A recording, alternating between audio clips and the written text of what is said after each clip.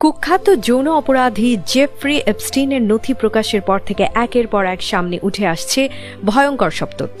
ভয়ঙ্কর এই অপরাধীর সঙ্গে যেসব প্রভাবশালী ও বিত্তবান ব্যক্তির নাম জড়িয়েছিল তা একদিকে যেমন চমকে দিচ্ছে বিশ্ববাসীকে, অন্যদিকে তাদের বিকৃত ও জঘন্যতম কাজের বিবরণে রীতিমতো গা শিউরে উঠছে।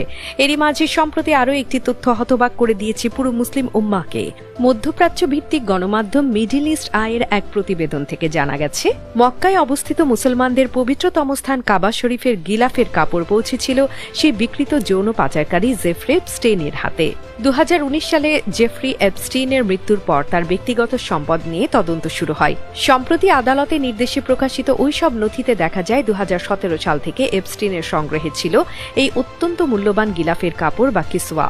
কিছু গোপন ইমেল থেকে জানা যায় 2017 সালের ফেব্রুয়ারি ও মার্চ মাসে এই পবিত্র বস্ত্রটি পাচার করে এপস্টিনের কাছে পাঠানো হয়। এর সঙ্গে জড়িত ছিলেন সংযুক্ত আরব আমিরাতের এক নারী ব্যবসায়ী আজিজা আল আহমাদি ও আবদুল্লাহ আল মারি।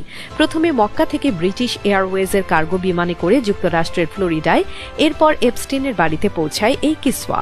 নথিতে মোট 3টি অংশের উল্লেখ পাওয়া যায়, যার একটি কাবার ভেতরের অংশের গিলাফ, আরেকটি বাইরের আবরণ, অন্য আরেকটি অব্যবহৃত টুকরো যা কাস্টমস এড়াতে শিল্পকর্ম হিসেবে তালিকাভুক্ত করা হয়।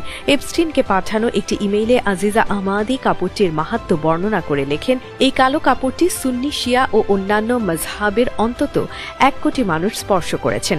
তারা কাবার চারপাশে তাওয়াফ করে তাদের দোয়া, ইচ্ছা, অশ্রু এবং আশা এই কাপড়ে রেখে গেছেন। তবে পবিত্র এই নিদর্শন কেন একজন দণ্ডিত যৌন অপরাধীর কাছে পাঠানো হয়েছিল তার স্পষ্ট উত্তর মেলেনি নথিতে।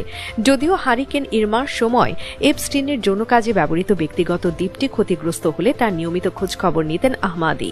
ফাঁস হওয়া আরও একটি নথিতে দেখা যায় এপস্টিনের সহকারী আহমাদিকে একটি ডিএনএ পরীক্ষার কিটও পাঠিয়েছিলেন, তবে তার কারণ এখনও জানা যায়নি।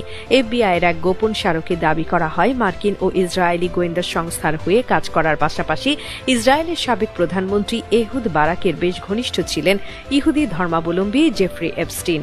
কোটি মানুষের ভক্তি ও ভালোবাসার পবিত্র কাবার গিলাফ কিভাবে শয়তানের দ্বীপে পৌঁছালো বা এপস্টিন কেনই বা সংগ্রহে রেখেছিলেন তা এখনো স্পষ্ট নয়। তবে এমন সম্মানিত নিদর্শনের সঙ্গে এপস্টিনের নাম জড়িয়ে পড়াকে